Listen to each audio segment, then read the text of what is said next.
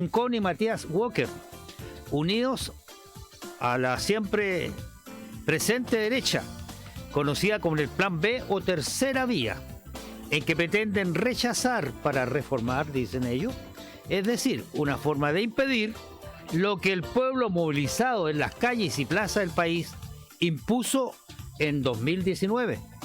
Esto es, quebrar la marcha del país que derivaba sostenidamente por un camino plagado de injusticias, abusos, desigualdades, oprobio y represión.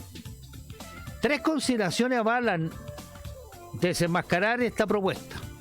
Primero, la total ausencia de credibilidad del compromiso de la oposición y de estos conocidos senadores demócratas cristianos con cambios fundamentales de la Constitución. Lo que se negó sistemáticamente por 30 años no se efectuará ahora utilizando una torpe y grosera promesa. Segundo, la relación política e institucional del país indica que no hay plan B o tercera vía. No hay alternativa intermedia. Solo apruebo o rechazo. De acuerdo a lo prescrito, tercero, constitucionalmente en el plebiscito pasado, se señala que cualquier cambio a la Carta Magna solo ocurrirá post plebiscito. En consecuencia y en forma definitiva, el 4 de septiembre solo hay dos alternativas: aprobar la nueva Constitución o rechazar la propuesta de una nueva. La derecha en plena, sus partidos, Renovación Nacional, Evópolis, la UDI, ya decidió jugarse institucionalmente por el rechazo, y eso es público. En suma, la derecha rechaza y la inminencia del plebiscito hace que estos y los autollamados amarillos, por más que pretendan cambiar lo establecido y resuelto, deben sumarse a la necesidad de cambio o negarse a esto.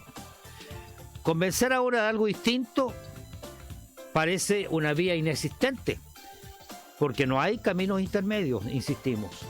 Para más claridad, para los espíritus creyentes y dubitativos, el senador Francisco Guanchumilla, también demócrata cristiano, y un considerable grupo de dirigentes sociales de ese partido han rechazado la propuesta de sus camaradas Rincón y Walker. Y por su parte, las directivas del PS y el PPD han señalado que apoyan el apruebo sin condiciones.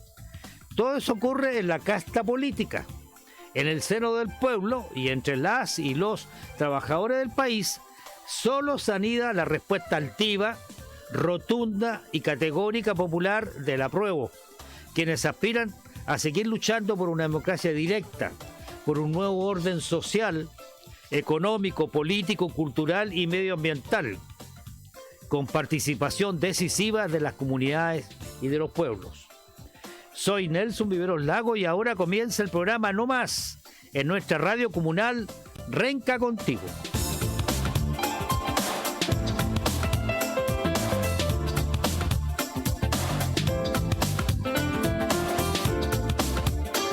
Para abordar la temática que está en juego en estas situaciones coyunturales que vive el país, tenemos nuevamente la presencia de un distinguido invitado. Él es historiador, titulado como profesor de Estado en Historia, Geografía y Educación Cívica. Además, obtuvo título en la carrera de Filosofía y Sociología también de la Universidad de Chile y es doctorado en Historia Económica y Social de la Universidad de Hull en Inglaterra. Y además detenta el galardón del Premio Nacional de Historia de Chile. Actualmente es profesor de la Universidad Metropolitana de Ciencia de la Educación y ha sido profesor de las Facultades de Filosofía y Humanidades, de Ciencias Sociales, Economía y Negocio y de Derecho en la Universidad de Chile. Su producción, el libro es bastante grande, son decenas de libros, ensayos y otros temas propios de su especialidad. Nos referimos a nuestro distinguido invitado hoy día, que tenemos el gusto de volver a contar con él, don Gabriel Salazar Vergara. ¿Qué tal? ¿Cómo está usted, profesor? Bueno, como siempre hay que decir todavía bien, maestro. Todavía estamos siendo permitidos seguir funcionando. Y eso hay que agradecerlo en cierto modo, porque cuando uno tiene 86, ¿no? Uno diría, bueno, ya es tiempo que se retire. Pero si la energía todavía te anima un poco, hay que seguir, porque las tareas de investigación histórica en este país no se agotan. Todavía hay muchísimo que investigar, sobre todo si queremos alimentar con estas investigaciones a la ciudadanía chilena y no simplemente a aquellos que la gobiernan. Así que en eso estamos, pues, maestro, como siempre. Todavía dice usted. Todavía. Lo tengo que felicitar por su empeño, por su persistencia en colaborar al pensamiento y de esa manera también impulsar la acción necesaria para que nuestro pueblo, tan necesitado de producir un cambio, vaya en la dirección correcta. Estimado profesor, como es de su conocimiento en Renca, el próximo sábado 25 de junio, usted está invitado para estar en esa oportunidad, una agrupación de dirigentes vecinales y sociales de la comuna están organizando un cabildo comunal para ejercer el máximo de participación posible en el abordaje del borrador de la nueva constitución y del plebiscito de salida. Usted, como un destacado especialista en las ciencias sociales, ¿nos podría indicar qué relación existe entre ambas situaciones? El borrador y necesidad de un desarrollo plebiscitario y el concepto de soberanía popular. Uh-huh. Bueno, es una pregunta que tiene fondo, ¿no? Que no es fácil despacharla en una frase. Yo creo que estamos viviendo un momento histórico muy, muy especial, ¿no? Muy, muy especial. En que de un lado tenemos a la clase política tradicional que ha gobernado este país monopolizando los aparatos del Estado desde el siglo XIX, ¿sí? Y por otro lado una ciudadanía que está aprendiendo a ser soberana o a hacer valer su soberanía, que es un derecho natural que tiene, ¿no? En un combate que ha sido el combate de toda la historia de Chile, ¿no? Si esto de decidir, ¿no?, cómo redactar una nueva constitución para evitar los males que las viejas constituciones nos han traído encima sostenidamente a lo largo de 2 siglos y medio casi, ¿no? Es un tema viejo, viejísimo. Estos 2 siglos de historia no han sido otra cosa que el intento frustrado hasta el día de hoy de la ciudadanía por imponer ella su voluntad soberana en el texto constitucional que la rija, ¿no?, en su vida cotidiana, ¿no? Ha sido una lucha larguísima y desafortunadamente fracasada, o sea, frustrada, derrotada por parte, o sea, la ha sufrido esto la ciudadanía, ¿no? Entonces, hoy día estamos viendo una parte de esa lucha, ojalá su fase final, ojalá su telón final, ¿no?, y que se juegue aquí la suerte definitiva de las relaciones, la soberanía popular y la clase política. Y la situación es bien interesante porque el 22, perdón, no, miento. El 10 de junio de este año, o sea, hace como 4 días atrás, ¿no?, el CEP, el Centro de Estudios Públicos, hizo pública los resultados de una encuesta que hace normalmente el CEP todos los años. Y esa encuesta, que es del CEP, ¿no?, que no vamos a decir que del Centro Alejandro Lipschutz del Partido Comunista, ¿eh?, en esa encuesta del CEP queda registrado una vez más el siguiente ítem. Cuando se consultó a la ciudadanía qué grado de confianza tenía en la clase política, en los partidos políticos y en los políticos, el registro que quedó estampado ahí, ustedes pueden leerlo en el Mercurio de ese día, fue clarito. Solo el 4% de los chilenos tiene un grado de confianza en los partidos políticos. Confianza general, 4%. Por tanto, es un 96% de rechazo, un 96% de desconfianza. Y el año 2020, otra encuesta de un centro más o menos vinculado al Mercurio y vinculado también al CEP, hizo otra encuesta de la opinión pública e hizo otra pregunta. ¿En quién confiaría usted para redactar una nueva constitución?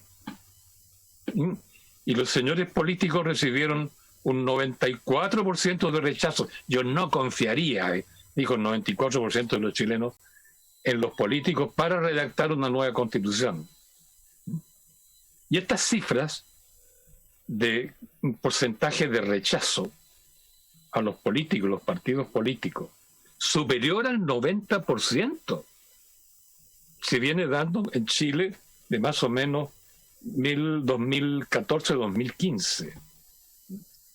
Y esta cifra comenzó a caer ya en 1991, el primer año del gobierno de Patricio Aylwin, donde también estas agencias hicieron una encuesta y el resultado fue que el 57% de los chilenos, 1991, dijeron: no confío, no me gusta, no quiero que los políticos manejen los asuntos de este país. Eso, rechazo, 57%, el 91%.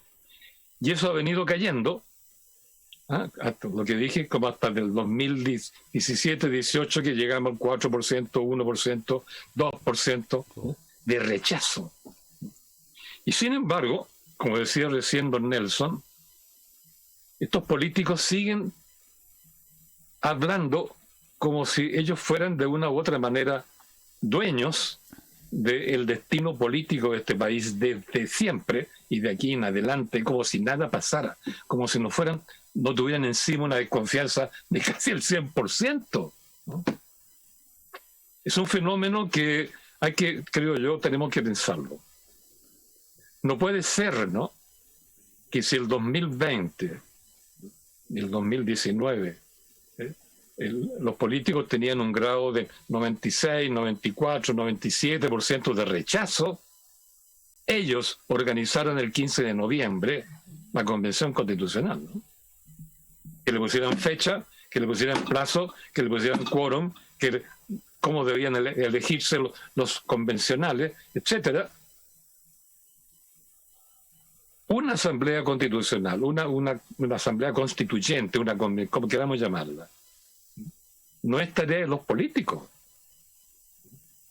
es tarea de la ciudadanía. Es como si, con mucho respeto lo digo, ¿no?, que los patrones decidan realizar cambios en la fábrica, ¿no?, y consultaran a los porteros nada más, que los porteros decidieran, ¿no?, que son sus empleados, ¿no?, y que ocupan un rol bastante simple, digamos, en toda la operación de una gran fábrica. Y eso ocurrió exactamente. Nuestros suchis, nuestros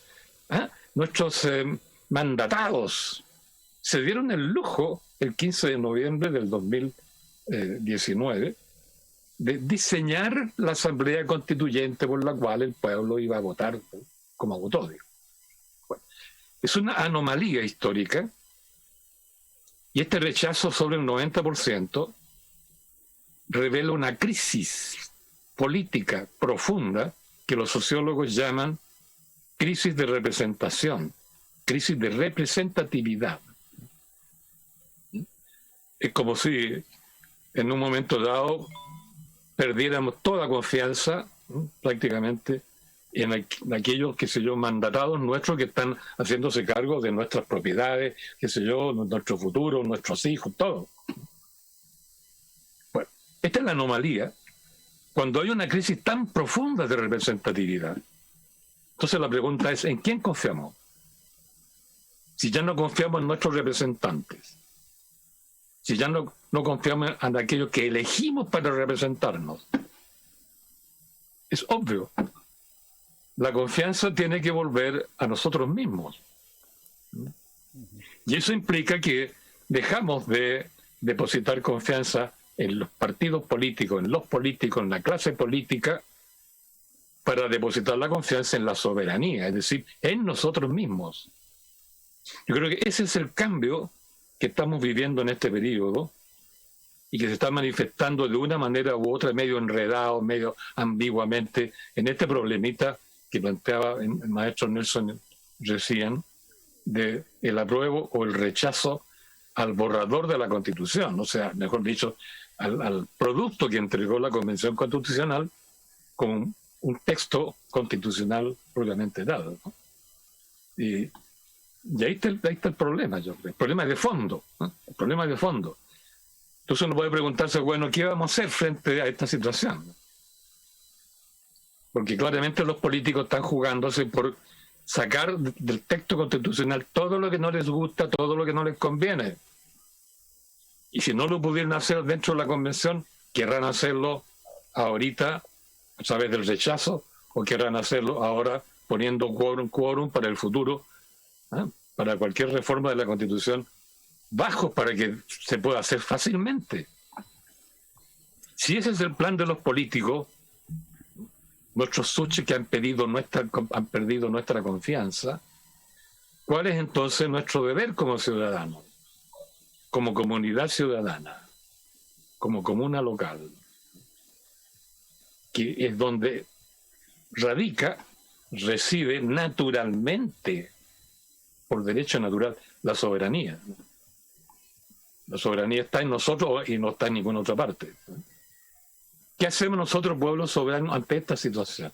Yo creo que ahí es donde podemos, don Nelson, ver algunas variantes que se puedan presentar y conversar un poco al respecto. Pero yo creo que el apruebo y el rechazo, yo creo que va a ganar el apruebo al final, ¿no? Porque es lo lógico. No vamos a seguir con la Constitución del 80, sería un chiste, ¿no? De mal gusto.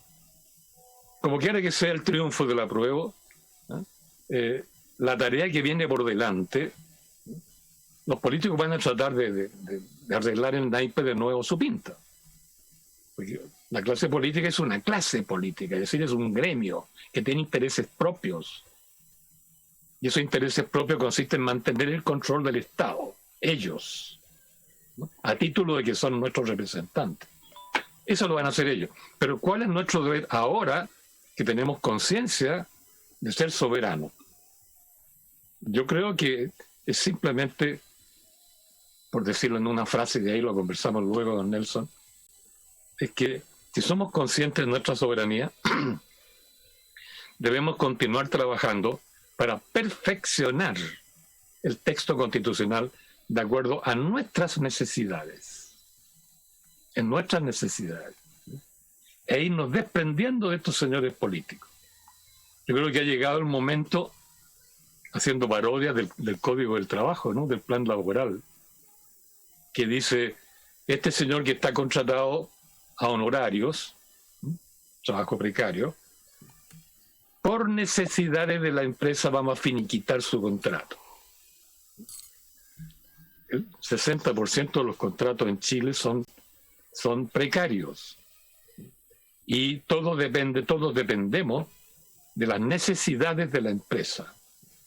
Bueno, ha llegado el momento que nosotros soberanos, digamos, por necesidades de la sociedad civil, de nuestra soberanía, vamos a desprendernos, vamos a finiquitar este contrato de representación que tenemos con los políticos. Porque ahora nosotros nos vamos a autorrepresentar. Esa es nuestra tarea como ciudadanos soberanos. Y claro, el texto constitucional aprobado no es perfecto de acuerdo a nuestras demandas. Hay un montón de cosas que podríamos enumerarlas.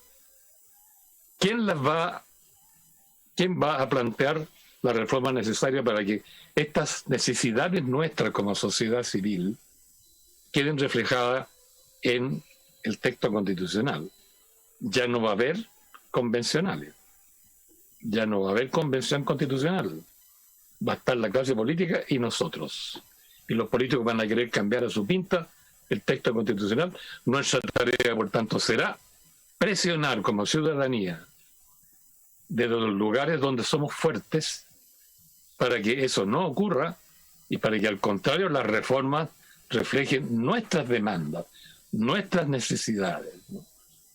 Por tanto, yo creo que el compromiso para nosotros recién está comenzando, maestro. Bueno, eso yo diría en primera aproximación al tenor de su pregunta, don Nelson. Perfecto. Para profundizar un poco más el concepto, cuando se habla de soberanía popular, ¿de qué estamos hablando exactamente, don Gabriel? Soberanía, sí. Bueno, soberanía es una voluntad colectiva. La soberanía es cuando toda una comunidad, todo un pueblo, entendiendo por pueblo, no la nación, por favor, no hay que confundir nación con pueblo. Paréntesis, para explicar eso. La nación es una construcción política, es la construcción de un aparato político, hecho por un pueblo que se le arregló para dominar a sus pueblos vecinos. Por ejemplo, la nación española fue construida desde un pueblo, ¿no?, que partió siendo un pueblo que estaba ubicado en Cataluña, después en Madrid, ¿no?, y ese pueblo dominó al resto y construyó la nación española. Por tanto, quedó un lote de pueblos sometidos a ese orden que estableció Madrid. Madrid construyó la nación española y Madrid era solo un pueblo. El pueblo de París construyó Francia. Londres construyó Inglaterra, o la Gran Bretaña, mejor dicho. Y Chile fue construido por Santiago, como nación. Como nación. Pueblo, en cambio, de acuerdo a toda la tradición histórica y a toda la tradición del derecho antiguo, el derecho de los reyes, el derecho de los pueblos, el derecho antiguo, no el derecho moderno, liberal, pueblo es renca. Renca. Porque ahí viven un conjunto de personas, no sé cuántos miles ahí, ¿no? En ese espacio, alrededor del cerro, ¿no?, el cerro los identifica, ¿no? De hecho, mostraron recién el cerro por dos costados distintos, ¿no? Exacto. En el anuncio de este programa, ¿no? Pueblo es un conglomerado, es una comunidad que vive en un territorio, que son vecinos y que tienen problemas comunes y toman decisiones en común. La soberanía radica en los pueblos, porque es una voluntad colectiva. Y la voluntad colectiva surge en un vecindario donde todos conversan para deliberar sobre sus problemas, tomar decisiones acerca de esos problemas, ¿verdad? Y eso es soberanía. La soberanía no existe en la nación. La nación, repito, es un constructo político que un pueblo construyó dominando al resto, Santiago sobre el resto de los pueblos. Eso está clarito en la historia nuestra. Por eso es que nuestro régimen es centralista. ¿Qué significa centralista? Todo se hace desde Santiago, por Santiago. Que lo diga Calama, ¿no es cierto? Que produce las mayores riquezas para el país, el cobre, etcétera. Pero Calama no se beneficia nada de la riqueza que está en su territorio. Es como si ustedes descubrieran minas de oro y plata, o qué sé yo, de níquel o lo que sea, en el Cerro Renca, ¿no? Pero esas riquezas no lleguen a Renca, sino que parten para las élites que gobiernan Santiago, y esto hace lo que quieren con ellas. O si quieren, se la entregan a un consorcio extranjero.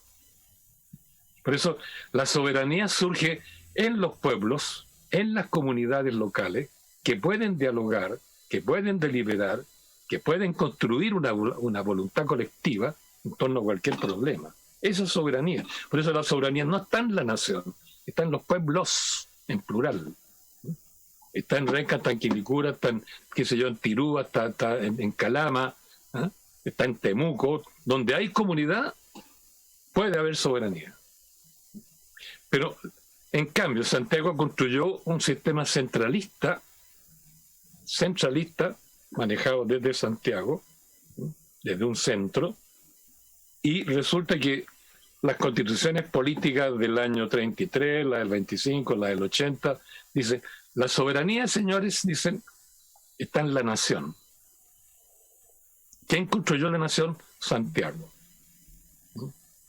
De esa manera le niegan la soberanía a los pueblos donde ésta existe por naturaleza, porque ahí se convive, etcétera.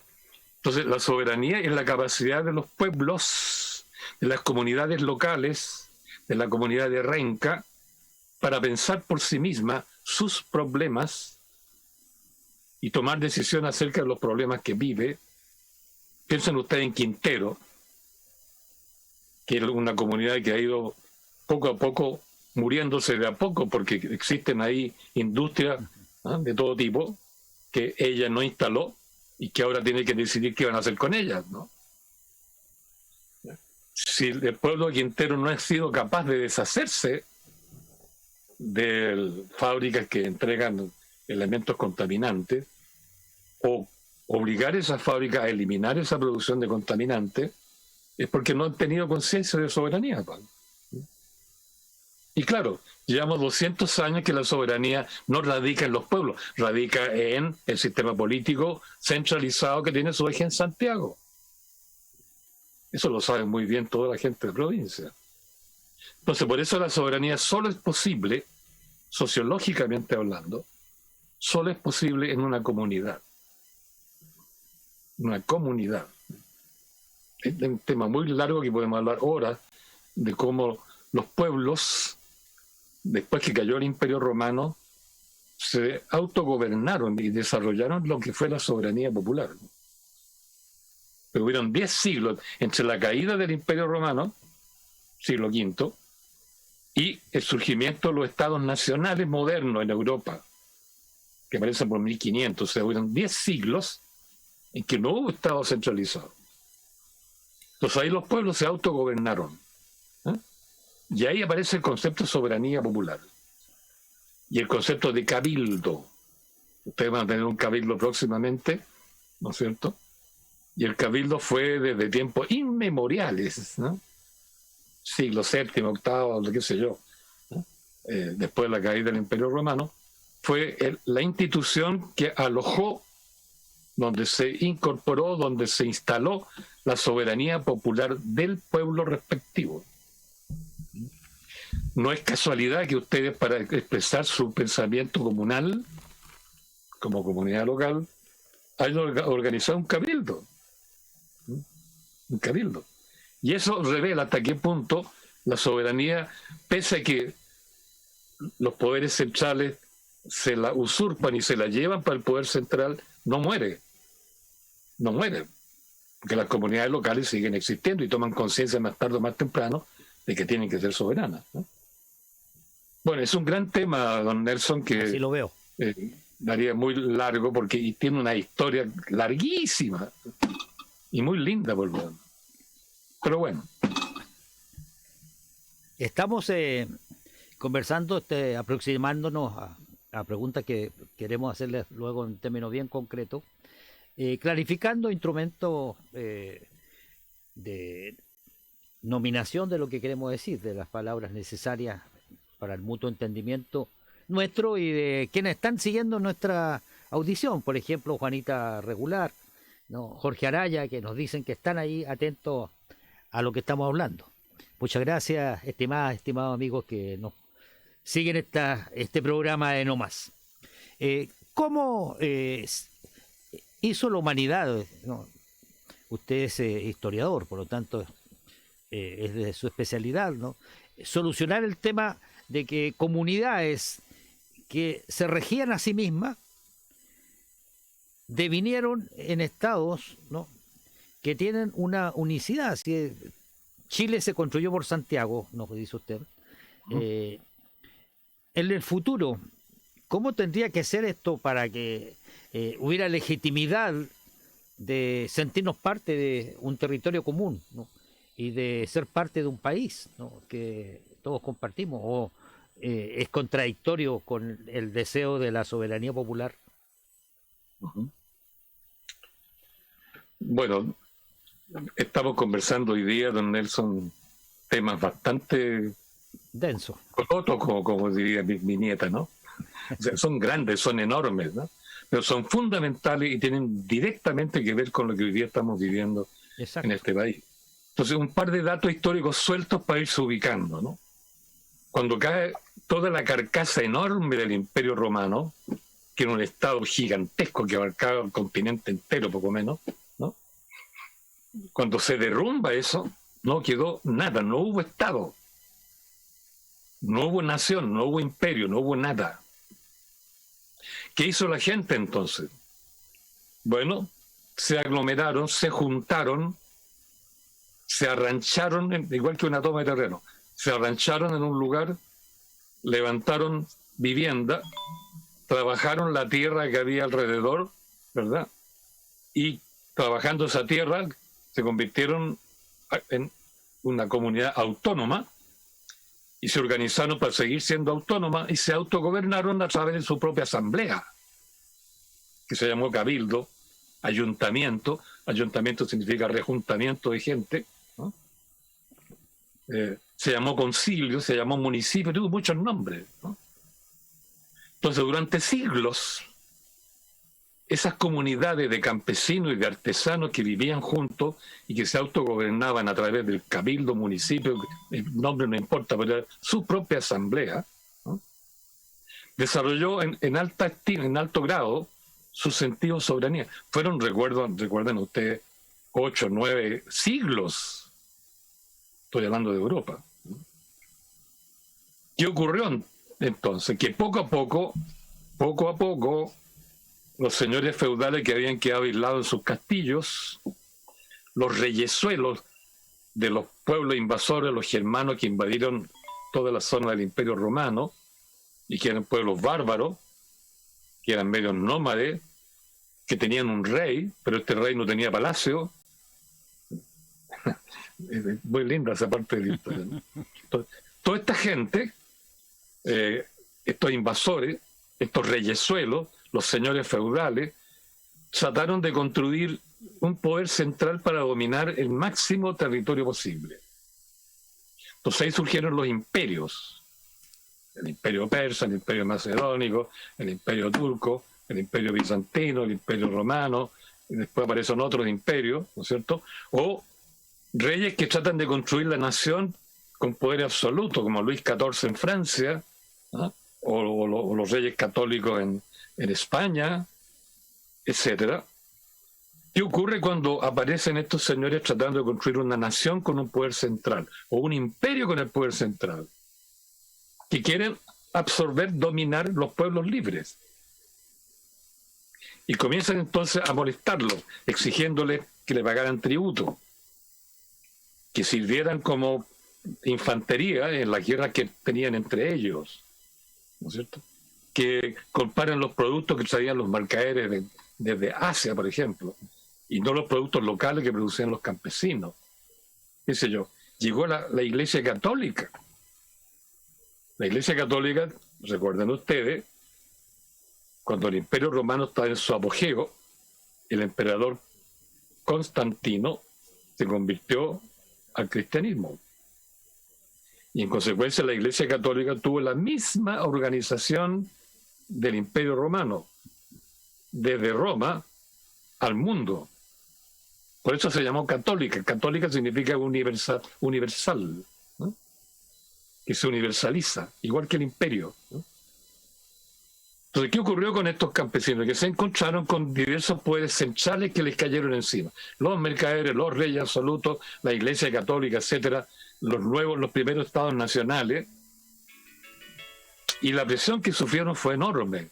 Tenían que pagar tributo, tenían que pagar diezmo, tenían que servir al ejército, tenían que aceptar las leyes que le tiraban encima los reyes. ¿Qué ocurrió con esta gente? Hay que tenerlo clarito esto, ¿no? Que tenía esta formación, ¿no?, comunera. Nos autogobernamos en la comuna, somos seres libres, aquí hay soberanía popular, ¿no?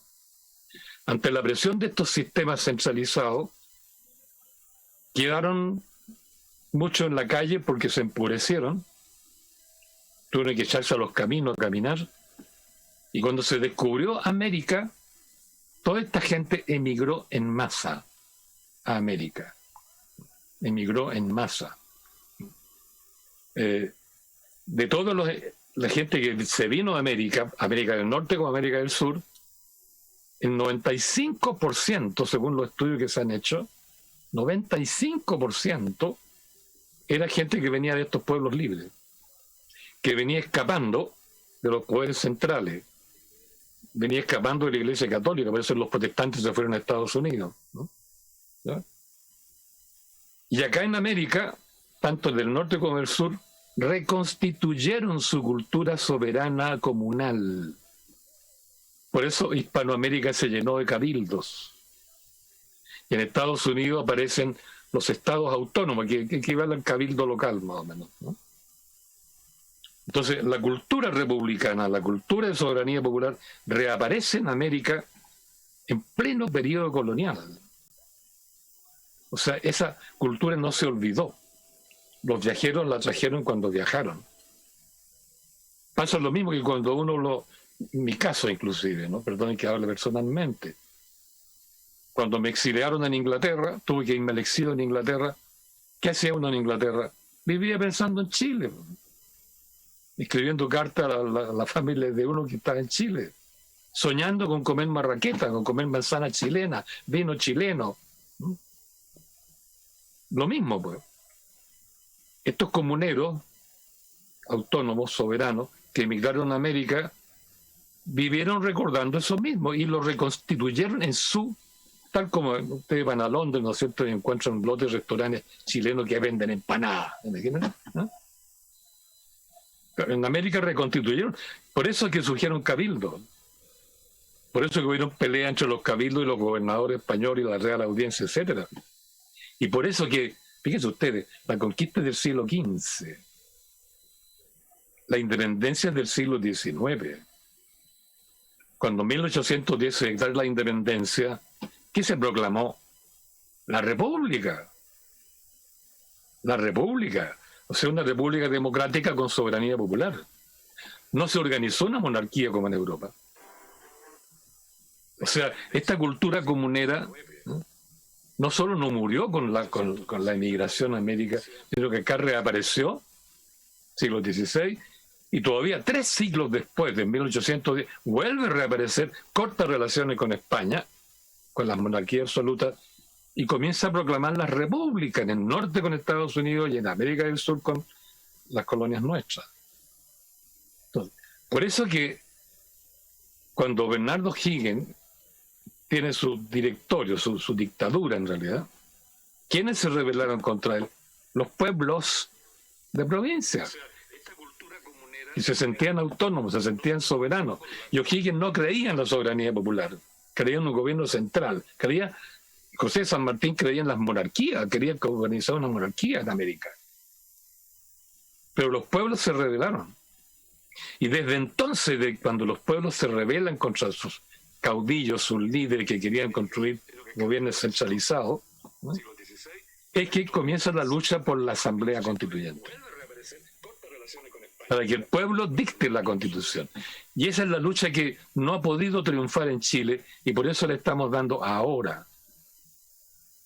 Entonces es una lucha que tiene una raíz histórica gigantesca hacia atrás, que es justamente que la Constitución política, que es la ley suprema para un conjunto de pueblos, tiene que dictarle al pueblo. O sea, tiene que dictarle la soberanía popular, ¿no? Y es eso lo que algunos pueblos pretenciosos lo han impedido. Santiago. ¿Para qué estamos con cuentos? Santiago ha sido el gigantote, ¿no es cierto?, que ha impedido que la soberanía popular en Chile surja de todos los pueblos que hay para de común acuerdo crear un Estado que reconozca esa soberanía, no que la anule. Y es el trasfondo histórico maestro de este problema, y por eso que la soberanía por un lado no muere, aunque la derroten militarmente, aunque la masacren, no muere, sigue peleando. Y no es extraño que después de la terrible tiranía de Pinochet, apenas se fue Pinochet en 91, como dije, el 57% de los ciudadanos dijeron: no me gusta esto, no me gustan los políticos que creen en esto, ¿ah? Y esta cifra llega hoy día al 96, 97, 98%. Bueno, todo vuelve a este punto y en eso estamos. Y la pregunta es si en esta oportunidad nosotros vamos a ser capaces de establecer nuestra soberanía y construir un Estado a la pinta de los pueblos soberanos, que tiene que ser un Estado descentralizado. Fíjese, el borrador de Constitución tiene un lote de defectos, otro día podemos detallarlo, pero tiene una virtud y solo esa virtud lo salva. Según yo, según yo. Porque tiene una serie de defectos, que sería largo enumerarlo, pero es una propuesta, si ustedes leanla con calma, propone la regionalización del país y propone crear asambleas ciudadanas regionales. Aparte, el Congreso Nacional propone crear asambleas regionales y propone crear asambleas comunales. Eso está escrito y está aprobado y va a salir de nuevo, y es la cuestión central en esta Constitución. Hay otras cosas buenas, que el medio ambiente, la paridad de género, etcétera, etcétera, etcétera, pero políticamente hablando es la cuestión principal. Es decir, de aquí en adelante, si se aprueba esta Constitución, la comunidad de Renca va a tener su asamblea comunal ciudadana. Así debe ser. Así debe ser, y por tanto ahí puede desarrollarse la soberanía popular en Renca para resolver los problemas de Renca, y desde allí van a participar en la asamblea regional por Santiago, y desde allí mismo pueden participar en el Estado Nacional. Entonces, no a través de partidos políticos, por autorrepresentación en asamblea para arriba. Eso es una tremenda oportunidad para desarrollar soberanía, para hacer valer la voluntad colectiva, comunal, regional, sobre la voluntad centralista de Santiago, pero para eso hay que trabajar mucho porque al mismo tiempo esta Constitución no le da soberanía a las comunidades. Lo dice explícitamente que las comunidades locales, a través de asambleas comunales y regionales, son soberanas. ¿Por qué razón? Porque dice que todo este sistema debe descansar en el voto individual. O sea, no vota la asamblea de Renca con otra asamblea frente a, qué sé yo, en la asamblea general de las regiones, sino que votan como individuos. Usted, don Nelson, vota individualmente, yo voto individualmente. No vamos a votar como colectivo, como asamblea. Es un defecto, pero si nos hacemos cargo que desde la asamblea comunal y desde la asamblea regional, de que ahí podemos desarrollar soberanía, podemos todos esos desperfectos corregirlos, sin esta obligación de los 2/3 que los políticos le pusieron a los convencionales para aprobar los distintos artículos de la Constitución. Entonces, hay expectativas, por ese lado son muy buenas las expectativas.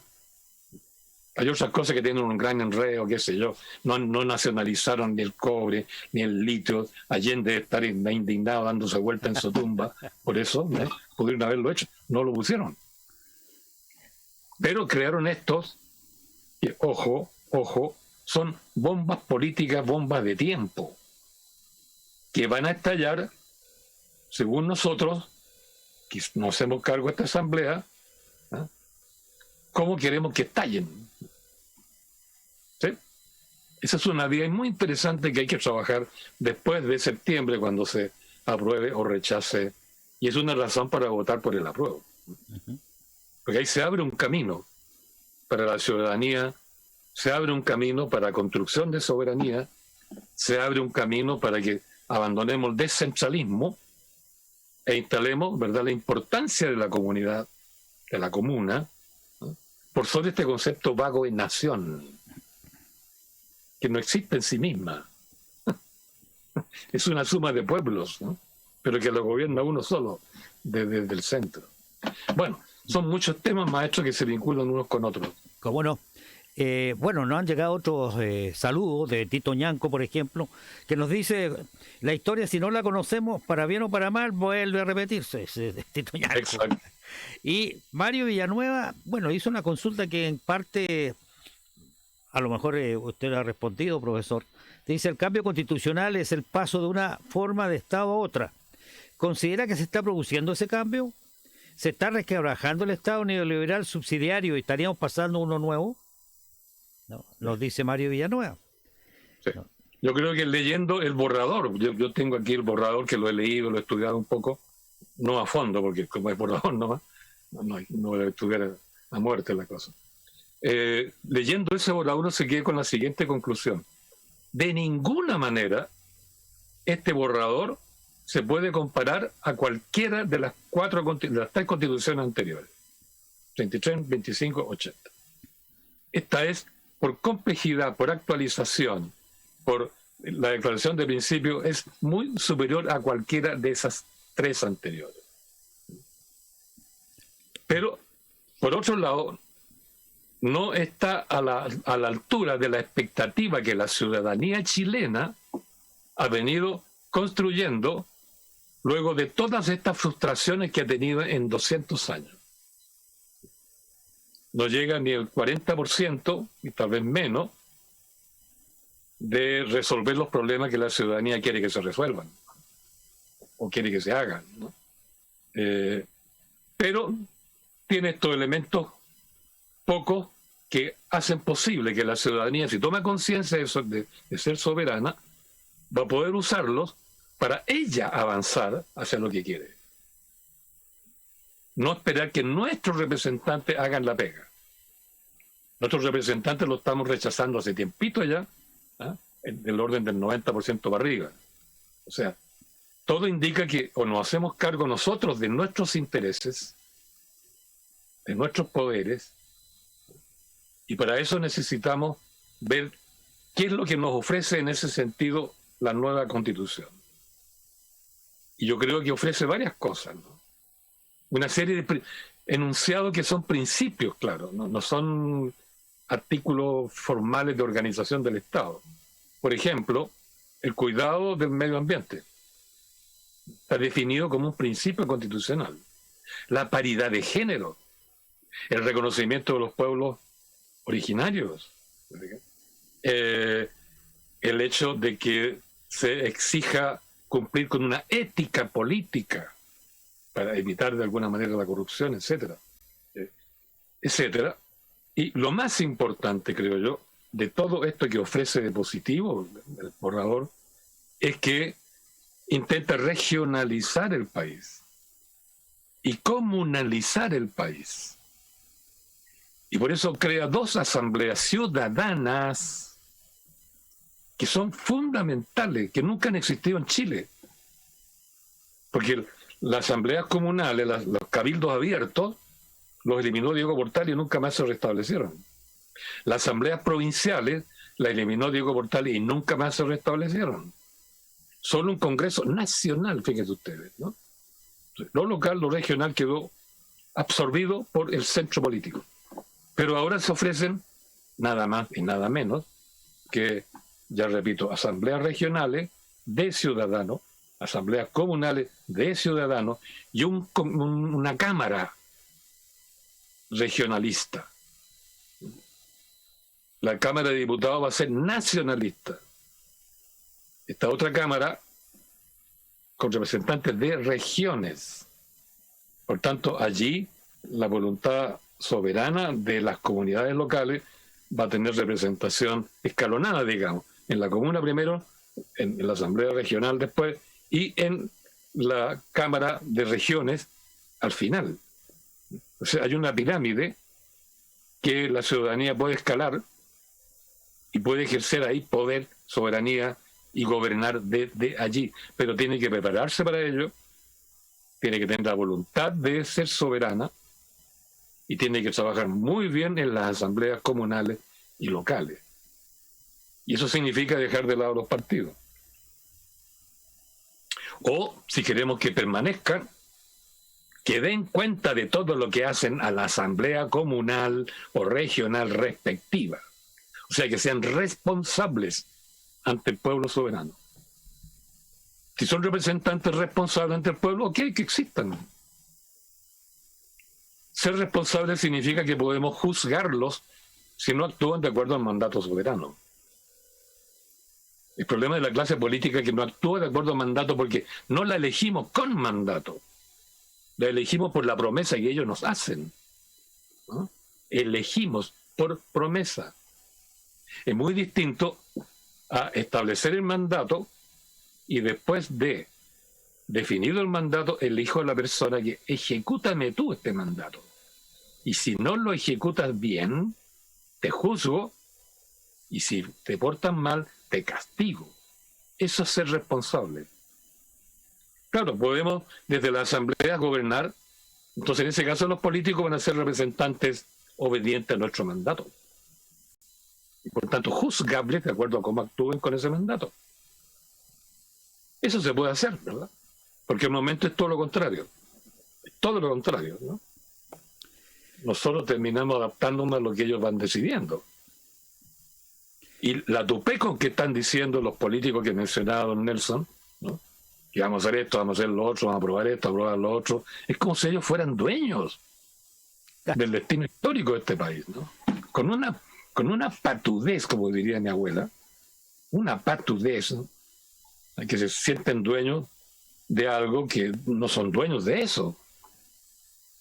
Son nuestros suches, son nuestros representantes, son nuestros mandatados. Eso es lo que tenemos que recuperar. Podemos gobernar nosotros directamente. Si queremos hacerlo a través de políticos, estos tienen que ser responsables. Debemos juzgarlo por su comportamiento. Y hay de aquel que se enriquezca con nuestra representación o que traiciona nuestro mandato, ¿verdad? O que se cambie de un partido a otro de acuerdo a las conveniencias. No, a esa gente hay que traerla para abajo, juzgarla y condenarla, como se hizo en Chile a comienzos del siglo XIX. ¿No? Bueno, eso, maestro. Profesor, mire, mire qué atingente lo que vamos a señalar. Nos acaba de llegar la información que el Pleno de la Convención aprobó el fin del Senado, lástima, lo alargaron un poquito, en el 2026. Pero ya tenemos la fecha de término propuesto por la Convención Constitucional. No es lo que nosotros quisiéramos, pero... Ustedes podrán comprender... Peor es más carlaucha, dicen, ¿no? No, pero ustedes van a comprender cómo los políticos se van a agarrar del Senado para defender sus intereses ante la presión de la Cámara de Representantes Regionales y ante la presión ciudadana desde las comunas. Si el Senado dura 4 años más, en estos 4 años que cuando podemos nosotros lanzar una ofensiva para perfeccionar el texto constitucional, ellos se van a agarrar ahí y de ahí van a defender y van a comenzar a lanzar, ¿verdad?, quórum para aprobar esta reforma, la otra reforma, etcétera. Entonces, yo pienso que debieran haberse, no bien se aprueba un texto constitucional, todo el Estado viejo se va a la casa. ¿Qué haces antes? Es lo que corresponde. Viene el nuevo texto, rige el nuevo texto, entra el nuevo gobierno, las nuevas cámaras, y los otros se van. Y se van a su casa, calladitos. Pero no, aquí la clase política que sabe que está agonizando, ¿no?, está dando estertores de todo tipo para no morir, ¿no? Y eso es lo que estamos viendo. Que tengamos muy claro, el 98% de los chilenos rechaza a los políticos. Una y otra encuesta lo dice. Hay que ser consecuente con eso. Pero claro, el Senado desaparece el año 26, en 4 años más. ¿Qué van a hacer los senadores de aquí entonces? Oiga, van a defender su negocio. Bueno. Y otra cosa. Otro entonces, tema ojo, porque que ha creado... si el Senado se fortalece como un centro de clase política, nosotros tenemos que fortalecernos en la Asamblea Regional y la Asamblea Comunal para evitar eso. No hay otra alternativa. Bueno, aquí vamos a ser el 6º cabildo en la comuna de Renca. Espero que crecientemente se nos vayan incorporando a este proceso deliberativo todos aquellos que quieran asumir eh, en forma soberana las decisiones de nuestra comuna, ¿no? El alcalde hace y deshace en nuestra comuna. ¿Para qué hablar de diputados y senadores que vienen cuando necesitan los votos o de vez en cuando nada más y nunca más se nos ve? Pero en nuestra historia, cuando hay una asamblea comunal ciudadana, el municipio pasa a ser el poder ejecutivo de esa asamblea. Ejecutivo. Por tanto, los alcaldes van a ser, de alguna manera, ejecutores de lo que la asamblea ciudadana decida. Lo que pasa es que la constitución actual permite, los municipios no son nada, porque no es asamblea ciudadana. En estricto rigor, es el último escalón administrativo del poder central. Y los políticos muchos inician por ahí su carrera política hacia el poder central. Parten siendo ahora concejal, después alcalde, después diputado, después senador, después presidente. Esa es la carrera típica. Es una carrera profesional, ¿no? Al día de hoy. Y bastante ventajosa. Y bien remunerativa. Exactamente. Nuestro alcalde, después de un periodo, ya tiene una casa en el Barrio Alto y el sueldo no sé si le dará la cantidad de dinero necesaria para haber comprado eso, o lo estará pagando en cuotas, no lo sabemos. Pero hay inquietud acá en Renca por saber esa información.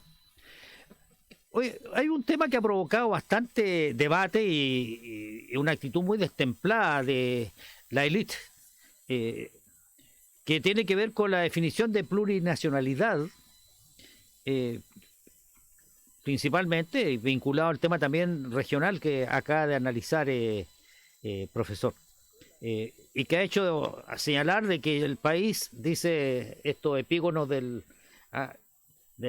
terror institucional que crearía una constitución distinta a la actual, ocasionaría el desmembramiento del país.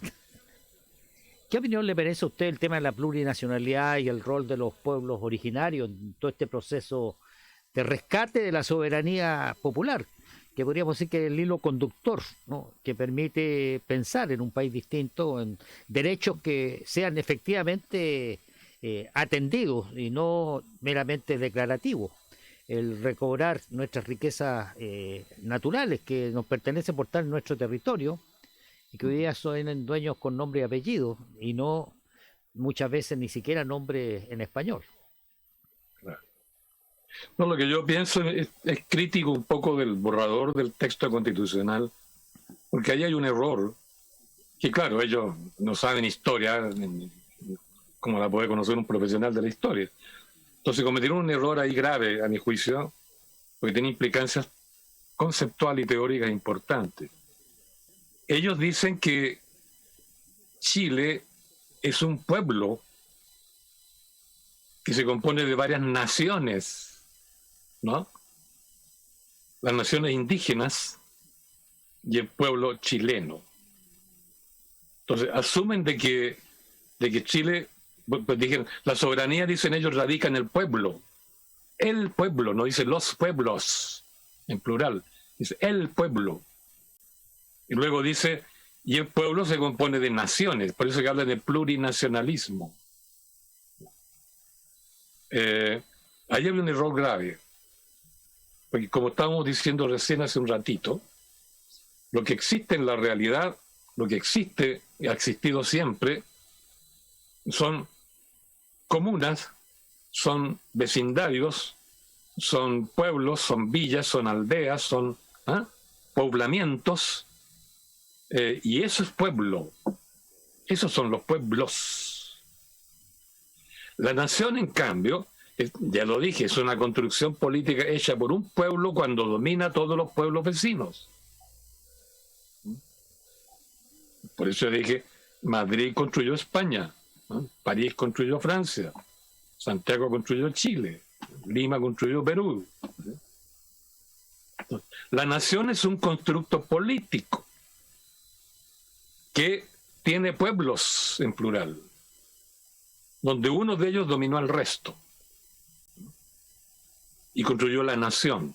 Por eso que el pueblo que dominó al resto, por último, él define la nación es lo más importante. Claro, es su construcción y la domina él. Entonces, la Convención desconoció el hecho de que las naciones son constructos políticos y los pueblos son comunidades humanas, vivas. Y la soberanía no radica en la nación, radica en los pueblos. El pueblo aymara es soberano con respecto a sí mismo, el pueblo mapuche también, todos los otros pueblos considerados originarios también. Pero hay un pueblo chileno, o hay pueblos chilenos, ese es el problema. Porque resulta que el llamado pueblo chileno, que se supone que es una etnia, sin embargo, es un compuesto de etnias. En parte el pueblo chileno son descendientes directos de españoles y de europeos.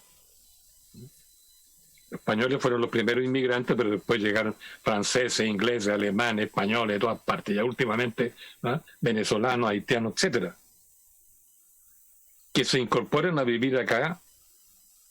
Entonces, iban a tener nacionalidad chilena, pero son chilenos. Hay problema, ¿no? Resulta que el pueblo chileno en sí mismo no es una etnia pura. No, pues somos hijos de españoles, o de indígena, y de español e indígena, y por tanto somos mestizos. Entonces, claro, aquí en Chile tenemos descendientes de europeos en general, que son blancos, tienen una cierta estatura, tirados a ser medios rubios, pero es esa gente de raza blanca, por así decirlo, de estirpe europea, pero nacido en Chile, componen aproximadamente el 30, 32, 36, 38% de la población de Chile. Los pueblos indígenas, ¿no?, sumados todos, suman alrededor de 2 millones de personas, ¿no?, que es una cantidad bastante pequeña. Pero el que es el pueblo más grande en términos demográficos dentro de Chile es el pueblo mestizo, hijo de español o de otro europeo y mujer indígena, mapuche o de otro tipo. Pueblo mestizo, que no son necesariamente altos, ni rubios, ni de ojos claros, sino que más bien chicos, regordetes, morenitos, pelo negro, tieso. Por tanto, una descripción antropológica, no racista, no es racismo. ¿A qué llamamos pueblo entonces? Pueblo con mayúsculas. No existe un pueblo con mayúsculas. Hay pueblos en plural. Y tenemos los pueblos originarios, ¿ok?, que tienen etnia pura. Luego el gran pueblo chileno, que no es puro étnicamente. Se descompone ahí entre descendientes directos europeos, los criollos que se llamaban antes, y luego el tremendo pueblo mestizo, que son los más pobres, los marginales, los rotitos, las rotitas, ¿eh?, que son los que eran, digamos, vagabundos en el siglo XIX, pobladores en el siglo XX, XXI, clase media baja, que son los que siempre han tenido empleo precario, peón en el siglo XIX, hoy día honorarios, suena mejor, ¿no? Pero es lo mismo, empleo precario, ¿no? Entonces, ese es el gran problema. Y la Convención cometió el error técnico, histórico, que llamó pueblo a la suma de todos estos pueblos, y la verdad hablo de pueblo con mayúscula, y a sus componentes originarios los llaman naciones. Es un error técnico académico, si ustedes quieren, pero que puede tener consecuencias, porque luego dice la soberanía radica en el pueblo con mayúscula. Y no los pueblos. No los pueblos. Entonces, al decir pueblo con mayúscula, estamos hablando otra vez de nación con otro nombre, ¿no? Y por eso que cuando se da derecho a voto, lo lógico sería, si la soberanía radica en los pueblos, que Renca votara como pueblo en cuestiones importantes para ella y para el país. No por individuo, como pueblo, porque eso es soberanía. Pero la Constitución no, el sistema electoral es igual al antiguo. Es igual a la del 80. Se vota por individuo y por distrito electoral. Es exactamente igual, ¿no? Entonces, las asambleas comunales, ¿qué peso van a tener entonces? En los problemas nacionales. En los problemas locales podrán influir, pero también, si ustedes leen las facultades que tienen, es como repetir las facultades que le han dado los municipios. Entonces ahí va a haber un conflicto, porque si hay una asamblea nacional, comunal, lo lógico es que el municipio sea su aparato ejecutivo. ¿Mm? Porque la asamblea es soberana. Pero resulta que los municipios están pensados como siempre, son aparatos administrativos del Estado central. Y por eso lo gobiernan los políticos. Entonces, por eso que la tarea nuestra es hacer pesar la asamblea como asamblea soberana y absorber, subordinar instrumentalmente el municipio. Y la asamblea regional, de una u otra manera, terminar controlando el Estado central desde la asamblea regional. Entonces, por eso aquí hay problemas con la nomenclatura, digamos, que se redactaron, porque ¿dónde queda en definitiva la soberanía? El proyecto constitucional dice en el pueblo, pero resulta que el pueblo, si lo decimos el pueblo, es una abstracción. En Chile tenemos un lote de pueblos que viven en sus comunidades y tenemos el pueblo criollo, blanquito más o menos, que vive tipo barrio alto, y el pueblo mestizo, no tan blanquito, más bien negrito, que vive en los barrios bajos, ¿no? Ojo con eso, hay que precisar muy bien, y no está claro en la Constitución. América Pero Latina. por eso es tarea nuestra, desde las asambleas que se mencionan, hacer valer todo lo que debe hacerse valer y hacer las reformas de la Constitución que sean necesarias cuando sean necesarias. Hay mucha pega por delante todavía. Así es. Bueno, y vamos a tenerlo acá en las próximas, esperamos, en nuevos programas, porque nos quedaron varios temas en el tintero. Por ejemplo, ¿cuál es la manera de reformar la Constitución en cuanto al quórum, ¿no? Es todo un debate que había abierto y que tiene claramente intencionalidad, según quien toma una postura u otro. También una radio escucha que nos sigue de Maipú nos hablaba de la necesidad de comentar el SMAPA, que es una experiencia que usted parece que abordó en un texto en algún momento en su trabajo historiográfico, como una experiencia interesante, que es el agua muy sanitaria en manos de la comuna, ¿no? Claro. De una empresa local. También, claro, porque si una comuna está en un territorio, por ejemplo, que tiene litio, ¿quién debe administrar ese litio? ¿La empresa privada? ¿Para beneficio privado? ¿El gobierno central? ¿Para beneficio del gobierno central? ¿O la comunidad local para beneficio de la comunidad local? ¿O una combinación? Un 60% del control administrativo y la utilidad de la comunidad local, el 40% restante que se lo lleve el Estado central o que se lo lleve a la empresa privada. Pero que la comunidad local controle, por lo menos en un porcentaje significativo, la explotación de las riquezas que están en su territorio. Piensa en Calama. En el caso nuestro, fíjese, Calama, profesor. Una comunidad pobre que tiene las mayores riquezas de Chile y las mayores riquezas del mundo en materia de minerales. Pero son pobres. Entonces han estado discutiendo ya eso. Si tienen una asamblea soberana local, esta asamblea puede decidir, ok, que la empresa quiera trabaje en el cobre, pero nosotros participamos en un 40% en la administración o en la gerencia correspondiente y un 30%, porque estoy inventando cifras, ¿no?, en las utilidades de esa empresa para beneficio de la comunidad. Eso es lo que hoy día en el norte se está pensando mucho, eso, las mayores riquezas están en el norte, ¿no?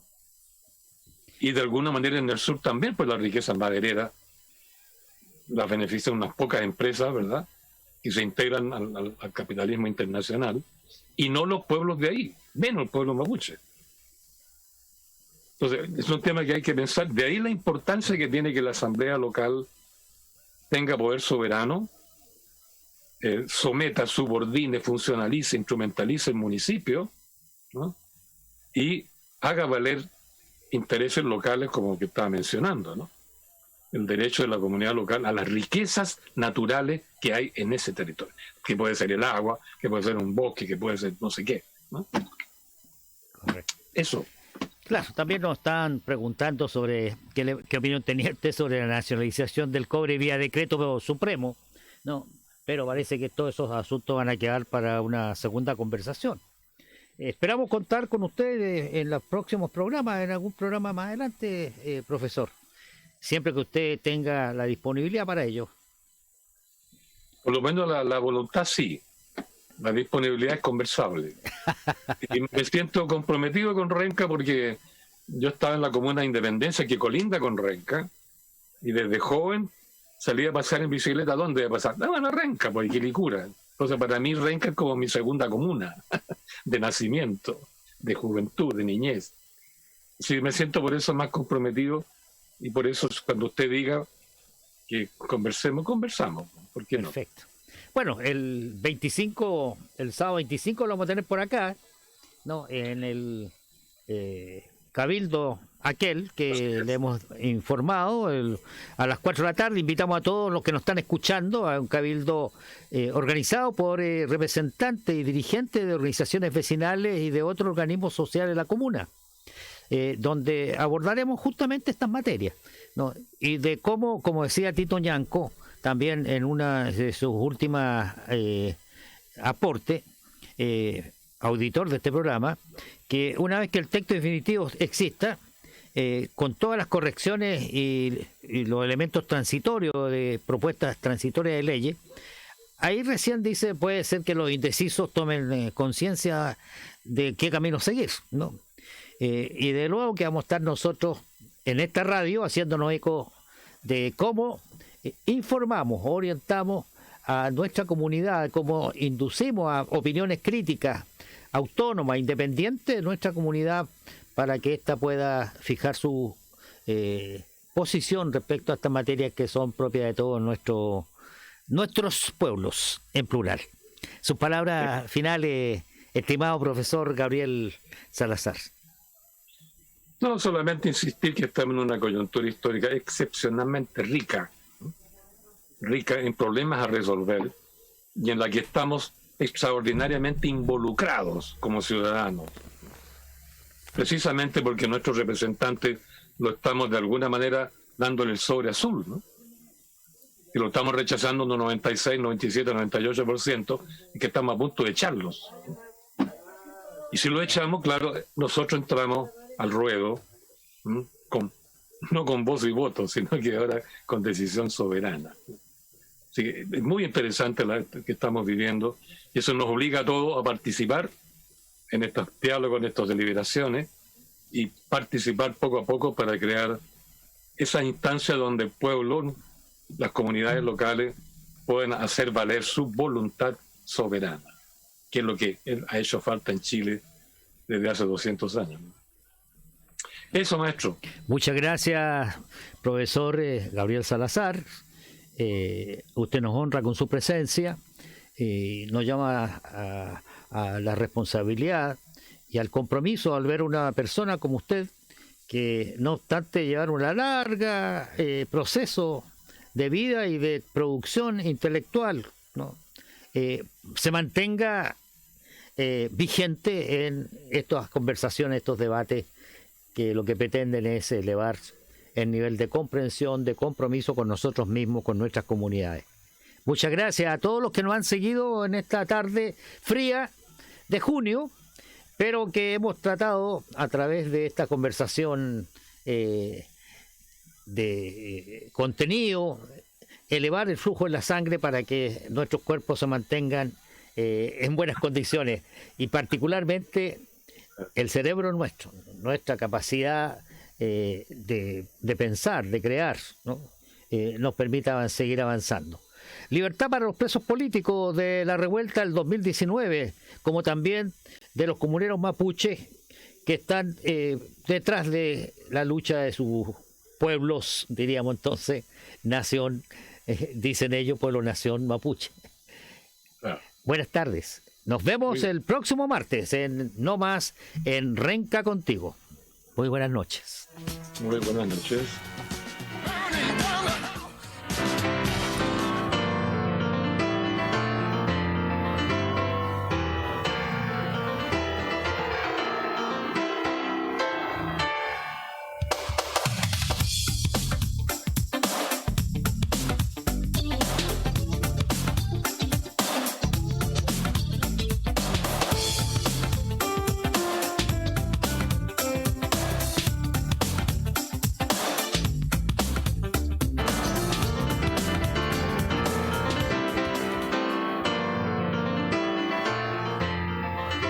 Las opiniones vertidas en este programa son de exclusiva responsabilidad de quienes las emiten.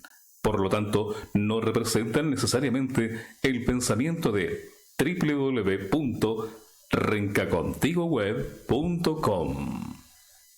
Desde Renca para el mundo, www.rencacontigoweb.com.